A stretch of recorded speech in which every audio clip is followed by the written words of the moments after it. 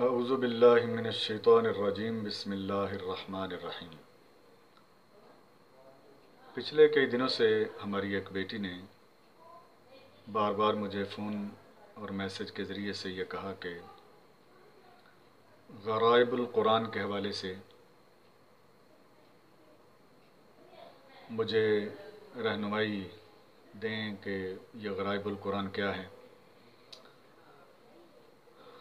تو دراصل میرا لیپ ٹاپ خراب ہے اور لاک ڈاؤن کی وجہ سے میں بھی باہر نکل پا رہا، اس وجہ سے تاخیر پر تاخیر ہوتی رہی ہے۔ تو آج میں نے سوچا کہ چلو جیسے تیسے ممکن ہے میں ایک ویڈیو بنا کر اپلوڈ کر دیتا ہوں، جیسی بھی ہے قبول فرمائیے گا۔ غرائب القرآن کیا ہے؟ دراصل اس کو سمجھنے کے لیے اس بات کا ادراک ہونا انتہائی ضروری ہے کہ قرآن مجید اللہ رب العزت نے فصیح اور وسیع عربی زبان کے اندر نازل فرمایا۔ عربی زبان اپنی وسعت کے اعتبار سے کائنات کی سب سے بڑی زبان ہے۔ جس طرح ہر زبان کے اندر علاقہ اور جگہ تبدیل ہونے سے اس کے الفاظ کے اندر بھی فرق آتا ہے اور اس کے معنی و مفہوم کے اندر بھی فرق آتا ہے، اسی طرح عربی زبان کے ساتھ بھی ایسا ہی ہے۔ قرآن مجید کے اندر بعض الفاظ ایسے ہیں کہ جس وقت ایک قبیلہ اسے پڑھتا ہے تو اس کے حوالے سے تو وہ بالکل واضح الفاظ ہوتے ہیں، لیکن دوسرے قبیلے کے حوالے سے وہ ذرا تھوڑے سے غیر مانوس اور تھوڑے سے اجنبی معنی رکھتے ہیں۔ ایسے ہی الفاظ کو قرآن مجید کے غریب الفاظ کہا جاتا ہے۔ اس کا مطلب یہ نہیں کہ یہ الفاظ غیر مانوس ہوتے ہیں یا اجنبی ہوتے ہیں، اس کا مطلب یہ ہوتا ہے کہ کسی ایک قبیلے کے نزدیک تو وہ معروف ہوتے ہیں لیکن دوسرے قبیلے کے لیے وہ اجنبی ہوتے ہیں۔ اب جب تک ان الفاظ کو جانا نہ جائے تب تک قرآن مجید کا صحیح فہم حاصل کرنا ممکن نہیں تھا۔ اس لیے قرآن مجید کے غریب الفاظ کی تشریح پہلے دن سے ہی جاری رہی۔ حضرت عبداللہ ابن عباس رضی اللہ تعالیٰ عنہ نے سب سے پہلے جو قرآن مجید کی تفسیر لکھی وہ الفاظ کے معنی کے اعتبار سے ہے، پھر آگے یہ سلسلہ جو ہے وہ آہستہ آہستہ چلتا رہا ہے۔ شاہ ولی اللہ محدث دہلوی رحمۃ اللہ تعالیٰ علیہ نے الفوز الکبیر کے اندر اس پر بڑی سیر حاصل بحث کی ہے، اور چونکہ اہم اسلامک سٹڈیز کے اندر الفوز الکبیر سلیبس کے طور پر شامل ہے، اس لیے یہ سوال عام طور پر آ جاتا ہے کہ غرائب القرآن یا غریب القرآن پر بحث کریں۔ آئیے ہم دیکھتے ہیں کہ شاہ ولی اللہ محدث دہلوی رحمۃ اللہ تعالیٰ علیہ نے غریب القرآن یا غرائب القرآن کو کس انداز میں بیان کیا۔ ہم آج 3 اعتبار سے گفتگو کریں گے۔ نمبر 1 کہ غرائب القرآن کی بنیاد کیا ہے۔ نمبر 2 غرائب القرآن کے اسباب کیا ہیں۔ اور نمبر 3 شاہ ولی اللہ محدث دہلوی رحمۃ اللہ تعالی علیہ اپنے مخصوص انداز میں جو علوم خمسہ کو بیان کرتے ہیں ان کے اندر غرائب القرآن پر مبنی آیات کون کون سی ہیں۔ سب سے پہلی بات کہ غرائب القرآن کی بنیاد کیا ہے، تو ذہن میں رکھنا چاہیے کہ غرائب القرآن کا تعلق جو سب سے پہلا تعلق ہے وہ ہے الفاظ کے معنی کے ساتھ، اور الفاظ کے معنی کو حاصل کرنے کے لیے ہمیں لغت کی طرف رجوع کرنا پڑتا ہے۔ تو پہلی بنیاد اس کے لغوی معنی ہیں۔ ایسے الفاظ جو عجیب ہیں، ایسے الفاظ جو نادر ہیں، ایسے الفاظ جو کسی ایک شخص یا ایک قبیلے کے لیے غیر مانوس ہیں، ان کے معنی کو لغت کے اندر دیکھا جائے گا کہ لغت اس کا معنی جو ہے وہ کیا بیان کرتی ہے. جیسا کہ ہر زبان کے اندر کسی لفظ کے معنی کو دیکھنے کے لیے اس کی ڈکشنری اور اس کی لغت کی طرف ہی رجوع کیا جاتا ہے. تو ہم دیکھیں گے کہ لغت میں اس کا معنی ایک ہے یا کئی ہیں، تو اگر کئی معنی ہیں تو اس میں سے پھر ہم اصول و قواعد کی بنیاد پر دیکھیں گے کہ کون سا معنی جو ہے وہ راجح ہے اور کون سا معنی یہاں پر مراد لیا جا سکتا ہے. اگر یہ معنی مراد لیا جائے گا تو اللہ اور اس کے رسول صلی اللہ علیہ وآلہ وسلم کے احکامات کی خلاف ورزی نہیں ہوگی، اور قرآن مجید کے مجموعی مفہوم کے خلاف وہ نہیں ہوگا، دین کے اصولوں کے خلاف وہ نہیں ہوگا. تو سب سے پہلی بنیاد لغت. دوسری بنیاد جس کو شاہ ولی اللہ محدث دہلوی رحمۃ اللہ تعالی علیہ نے بیان فرمایا وہ ہے سیاق و سباق. سیاق کا معنی ہوتا ہے کہ جو پیچھے بات چل رہی ہے اس کا تعلق موجودہ لفظ یا آیت کے ساتھ، اور سباق کا معنی ہے کہ جو آگے آ رہا ہے اس کے مفہوم وہ کیا ہے. سیاق و سباق اگلے پچھلے مفہوم کو ملا کر اس آیت یا اس آیت کے اندر کسی غریب لفظ، کسی نادر لفظ اور کسی ایسے لفظ کا معنی متعین کرنا جو کسی پڑھنے والے کو غیر مانوس محسوس ہو رہا ہے. یہ دو بنیادیں بیان کی ہیں شاہ ولی اللہ محدث دہلوی رحمۃ اللہ تعالی علیہ نے. نمبر ایک لغت یعنی اس کا لغوی معنی مراد لینا، اور نمبر دو سیاق و سباق. اس کے بعد دوسری بات یہ ہے کہ اس کے اسباب کیا ہیں، غرائب القرآن کے اسباب کیا ہیں. اسباب کے اندر تین چیزوں کا ذکر کیا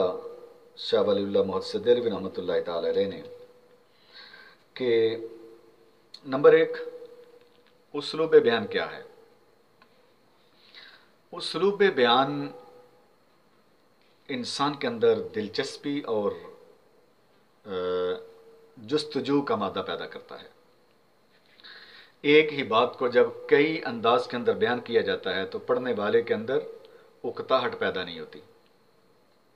اگرچہ بات وہی ہوتی ہے جس کو دوسری، تیسری، چوتھی یا پانچویں مرتبہ بیان کیا جا رہا ہے، لیکن اسلوب بیان، انداز بیان جو ہے وہ اس کے اندر اکتاہٹ پیدا نہیں ہونے دیتا. تو اسلوب بیان ایک سبب ہے غرائب القرآن کا. جیسا کہ آپ دیکھیں سورہ رحمان کے اندر اللہ رب العزت ہر ایک آیت، دو آیت، تین آیات کے بعد ارشاد فرماتا ہے فَبِأَيِّ آلَاءِ رَبِّكُمَا تُكَذِّبَانِ. یہ انداز جو ہے اس نے ایسا حسن پیدا کیا سورہ رحمان کے اندر کہ سورہ رحمان کو علماء نے قرآن کی دلہن قرار دیا. اسلوب بیان جو ہے وہ اس کے اندر ایک ندرت پیدا کر دیتا ہے، معنی کے اندر، مفہوم کے اندر ایک نئی دلچسپی پیدا کر دیتا ہے. دوسرا سبب جو ہے وہ ہے کہ دو متضاد چیزوں کو بیک وقت اس انداز سے بیان کرنا کہ ان دونوں کا معنی اور مفہوم جو ہے بیک وقت پڑھنے والے اور سننے والے کے ذہن کے اندر آ جائے. مثال کے طور پر شقی اور سعید کی بات کرتے ہوئے قرآن مجید نے کئی اسلوب بیان کیے. شقی سے مراد بدبخت اور سعید سے مراد خوشبخت. اسی طریقے سے جہنم اور جنت کا ذکر کرتے ہوئے، اسی طرح سے دنیا اور آخرت کا ذکر کرتے ہوئے، اسی طرح سے مومن اور کافر کا ذکر کرتے ہوئے اللہ رب العزت نے کئی پیرائے کے اندر اس بات کو بیان فرمایا. اور دوسری بات یہ ہے کہ جہاں بھی شقی کا بیان کیا وہاں پر ساتھ سعید کا بیان بھی کر دیا، جہاں پر جنت کا ذکر کیا وہاں پر جہنم کا ذکر بھی کر دیا، جہاں پر مومن کا ذکر کیا وہاں پر ساتھ ہی کافر کا ذکر بھی کر دیا، تاکہ پڑھنے والے کی سماعت سے دونوں باتیں ٹکرائیں اور دونوں باتیں بیک وقت اس کے سامنے ہوں اور اس کو نتیجہ اخذ کرنا اس کے لیے آسان ہو جائے کہ میں نے اپنا نام ایمان والوں کے اندر لکھوانا ہے یا کافروں کے اندر لکھوانا ہے، شقیوں کے اندر لکھوانا ہے یا سعیدوں کے اندر لکھوانا ہے، خوش بختوں کے اندر لکھوانا ہے یا بدبختوں کے اندر لکھوانا ہے۔ تو یہ جو کمپیریزن، یہ جو متضاد نظریات اور متضاد رویوں کا جو ذکر ایک ہی جگہ پر اللہ رب العزت نے کیا ہے، یہ بھی کلام کے اندر ندرت پیدا کرنے کا ایک سبب بن جاتا ہے۔ تو پہلی چیز ہے اسلوب بیان، دوسری چیز دو متضاد چیزوں کو ایک ہی جگہ پر بیان کر دینا، تیسری چیز اس کا باطنی مفہوم ہے۔ ایک تو جو جیسا کہ شاہ ولی اللہ محدث دہلوی فرماتے ہیں کہ ہر آیت کا ایک ظاہر ہے اور ایک باطن ہے۔ تو ایک تو ہے ظاہری معنی اس کا جو پڑھنے والے کو نظر آ رہا ہے۔ ایک سطحی آدمی جس وقت کسی لفظ کو پڑھتا ہے تو اس کی سماعتوں سے جو لفظ ٹکرایا ہوتا ہے، اس کا معنی جو اس نے پہلے سے سنا ہوتا ہے یا اس کو معلوم ہوتا ہے یا وہ لغت کو دیکھ کر اس کو معلوم کر لیتا ہے، وہ معنی وہ مراد لیتا ہے۔ لیکن ایک وہ بندہ ہے جو تحقیق کا آدمی ہے، جو محقق ہے، ریسرچ کرنا جس کی زندگی کا مقصد ہے اور منشا ہے، وہ اس کی گہرائی کے اندر جاتا ہے، اور جو اس کی گہرائی کے اندر جاتا ہے وہ دیکھتا ہے کہ اس لفظ کے معنی کے اندر اور اس آیت کے مفہوم کے اندر جو ہے وہ ایک ایسی ندرت پیدا ہوتی ہے، ایسا ایک انوکھا پن پیدا ہوتا ہے کہ انسان کی عقل اور فکر دنگ رہ جاتی ہے کہ قرآن مجید اپنے معنی مفہوم کے اندر بھی ایسا نادر کلام ہے کہ کائنات کے اندر اس کلام جیسا کلام کو دوسرا اور نہیں ہو سکتا ہے۔ تو یہ کل 3 اسباب ندرت کے بیان فرمائے شاہ ولی اللہ محدث دہلوی رحمۃ اللہ تعالی علیہ نے۔ نمبر 1 اسلوب بیان، نمبر 2 دو متضاد چیزوں کو بیک وقت بیان کرنا، نمبر 3 اس کا باطنی مفہوم۔ اس کے بعد ہم دیکھتے ہیں تیسری بات کہ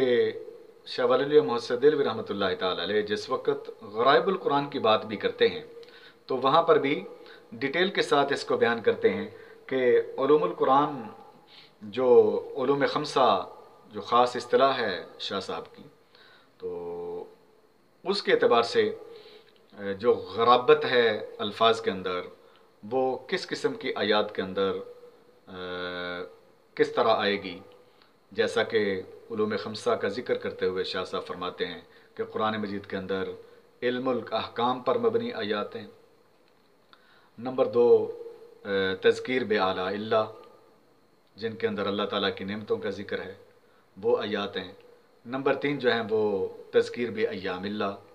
سابقہ انبیاء اور سابقہ قوموں کے واقعات کو بیان کر کے بیان کیا گیا ہے جن آیات کے اندر، ان آیات کو تذکیر بھی آلاء اللہ بایام اللہ کے نام سے شاہ صاحب یاد کرتے ہیں۔ تیسری چیز جو ہے وہ چوتھی چیز جو ہے وہ تذکیر بالموت اور ما بعد الموت ہے کہ موت اور ما بعد الموت کا ذکر کر کے نصیحت کرنا، یہ چوتھا علم ہے الفوز الکبیر کے اندر علوم خمسہ میں۔ اور 5واں علم جو ہے وہ علم المناظرہ یا علم المخاصمہ ہے کہ کبھی اللہ رب العزت نے مشرکین کے ساتھ بحث کی ہے، کبھی جو ہے وہ کافروں کے ساتھ بحث کی ہے، کبھی منافقوں کے ساتھ بحث کی ہے، تو ان کے ساتھ بحث مباحثے پر مبنی جو آیات ہیں ان کو شاہ صاحب جو ہیں وہ علم المناظرہ یا علم المخاصمہ کہتے ہیں۔ تو ان علوم خمسہ کی روشنی میں جو شاہ صاحب کی خاص اصطلاح ہے تو اس کے تحت شاہ صاحب نے غرائب القرآن کو بھی بیان کیا، اور انہوں نے بیان فرمایا کہ جو آیات ہیں آلاء اللہ والی، تذکیر بآلاء اللہ، تو ان کے اندر وہ آیات غرائب القرآن ہیں کہ جہاں پر اللہ تعالیٰ کی صفات کا کثرت کے ساتھ ذکر ہے، جیسے آیت الکرسی ہے اور سورہ اخلاص ہے، اور اسی طرح سورہ حشر کی آخری آیات ہیں، سورہ مومن کی ابتدائی آیات ہیں۔ تو سورہ حشر کو اگر دیکھیں تو هو اللہ الذی لا الہ الا هو عالم الغیب والشہادہ هو الرحمن الرحیم، تو دیکھیں کیسی ندرت ہے اس کے اندر، تو کیسا اسلوب اللہ تعالیٰ نے یہاں پر اختیار کیا، اپنی کئی شانوں کو، کئی صفات کو اللہ رب العزت نے 2-3 آیات کے اندر اس تسلسل کے ساتھ بیان کیا کہ پڑھتے ہوئے اور سنتے ہوئے انسان اس کے سحر کے اندر گم ہو جاتا ہے۔ واللہ الذی لا الہ الا هو الملک القدوس السلام المؤمن المہیمن العزیز الجبار المتکبر سبحان اللہ عما یشرکون۔ تو اس اسلوب بیان نے اس کے اندر ندرت پیدا کر دی ہے اور غرابت پیدا کر دی ہے۔ اس کے بعد دوسرا علم جو شاہ صاحب کے نزدیک وہ ہے تذکیر بایام اللہ، سابقہ قصوں کو، سابقہ واقعات کو، انبیاء کے واقعات، سابقہ قوموں کے واقعات کو بیان کرنے کا علم جو ہے وہ تذکیر بایام اللہ کہلاتا ہے شاہ صاحب کے نزدیک۔ تو شاہ صاحب فرماتے ہیں کہ اس میں ایسے قصوں کو بیان کرنا جس کو پہلے کسی نے بیان نہیں کیا تھا، یہ غرابت ہے، اور یہ غرائب القرآن کے اندر شامل ہے کہ ان قصوں کو پہلے کسی نے بیان نہیں کیا ہے، یا کسی نے بہت کم بیان کیا ہے تو اس کی ایسی تفصیل بیان کرتا ہے قرآن مجید کہ جو اس سے پہلی کتابوں کے اندر کہیں نہیں ملتی۔ تو اس طرح کے قصے جو ہیں وہ غرائب القرآن کے اندر شامل ہوں گے۔ تیسرا علم ہے تذکیر بالموت اور تذکیر ما بعد الموت، موت کا ذکر اور ما بعد الموت کا ذکر کر کے لوگوں کو ڈرانا یا لوگوں کو نصیحت کرنا۔ تو شاہ صاحب فرماتے ہیں کہ ایسی آیات جن کے اندر قیامت کا ذکر ہے تو ان میں وہ آیات ہیں جس کے اندر تفصیل کے ساتھ اللہ رب العزت نے قیامت کے بارے میں بتایا کہ قیامت کس طرح آئے گی، اور زمین کا کیا ہوگا، آسمان کا کیا ہوگا، پہاڑوں کا کیا بنے گا، انسانوں کا کیا بنے گا، زندگی کیسے ختم ہو جائے گی، پھر اس کے بعد قبر کے اندر کیا احوال ہوں گے، پھر قبریں کیسے پھٹیں گی، انسان وہاں سے کیسے نکلیں گے، اور پھر اس کے بعد قیامت برپا ہوگی۔ تو وہ سارے کے سارے احوال جو تفصیل کے ساتھ بیان کیے ہیں ان کے اندر آپ ہر انداز میں دیکھ لیں کہ اسلوب بیان کے حوالے سے بھی ندرت پائی جاتی ہے، اور اس کے اندر جو ہے وہ دو متضاد چیزوں کو بیان کر کے اللہ رب العزت نے بھی اس کے اندر ندرت پیدا کی ہے کہ یہ زندگی کیا ہے اور اس کے بعد کی زندگی کیا ہوگی، یہ کتنی دیر کی ہے، وہ زندگی کتنی دیر کی ہے۔ تو اس بیان کے اندر بھی ایک ندرت اور ایک غرابت پائی جاتی ہے۔ پھر تیسرا جو علم ہے شاہ صاحب کے نزدیک چوتھا علم نمبر 1 تذکیر بآلاء اللہ ہو گیا، تذکیر بایام اللہ ہو گیا، تذکیر بالموت اور ما بعد الموت ہو گیا۔ چوتھا علم ہے علم الاحکام۔ تو احکام کی آیات کے اندر شاہ صاحب فرماتے ہیں کہ جن آیات کے اندر حدود الہی کا ذکر ہے اور کسی خاص حالت یا اس کی وجہ کو معین کر دیا گیا ہے، یہ اپنے معنی کے اندر ندرت پیدا کرتے ہیں۔ مثلا زنا کی سزا ہے 100 کوڑے، تو اس کو معین کر دیا گیا ہے۔ تو ایسی آیات جو حدود سے تعلق رکھتی ہیں، حدود سے مراد وہ آیات ہیں جن کے اندر کسی خاص جرم کی خاص معین اور متعین سزا جو ہے وہ بیان کر دی گئی ہے کہ فلاں جرم کرو گے، چوری کرو گے تو ہاتھ کاٹ دیا جائے گا، ٹھیک ہے، زنا کرو گے تو 100 کوڑے مارے جائیں گے۔ تو ان آیات کے اندر شاہ صاحب فرماتے ہیں کہ ندرت کے معنی اور غرابت کے معنی پائے جاتے ہیں۔ اور اسی طریقے سے جو مطلقہ عورت کی عدت ہے، اب عدت کے حوالے سے آپ دیکھیں کہ کس طریقے سے اس میں ندرت پائی جاتی ہے کہ جو عدت طلاق ہے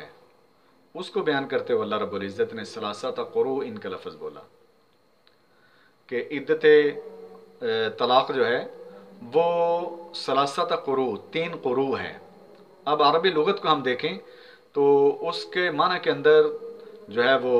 عورت کے ناپاکی کے دن بھی آتے ہیں، قرء کا معنی وہ ناپاکی کے دن بھی لیے جاتے ہیں، اور قرء کا معنی جو ہے وہ پاکی کے دن بھی لیے جاتے ہیں۔ تو بیک وقت ایک ہی لفظ سے 2 معنی مراد لیے جا رہے ہیں۔ تو اب اس کے اندر ایسی ندرت پائی جاتی ہے کہ انسان جس وقت اس کی ڈیٹیل کو اور اس کی تفصیلات کو پڑھتا ہے تو وہ حیران ہو جاتا ہے۔ تو اس کی تفصیل کا بھی موقع نہیں ہے، انشاءاللہ العزیز اصول فقہ کے اندر اصول الشاشی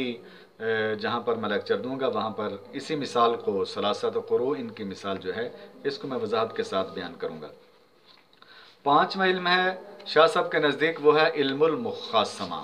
علم المناظرہ بھی اسے کہتے ہیں، علم المخاصمہ۔ تو کہتے ہیں کہ اس کے اندر غرابت اور ندرت جو ہے وہ ان آیات کے اندر پائی جاتی ہے جہاں پر اللہ رب العزت نے مشرکین اور کافروں اور اسی طرح منافقوں کے جو شبہات کا ازالہ کیا، جو انہوں نے اعتراضات کیے تھے اسلام پر اور پیغمبر اسلام صلی اللہ علیہ وآلہ وسلم پر،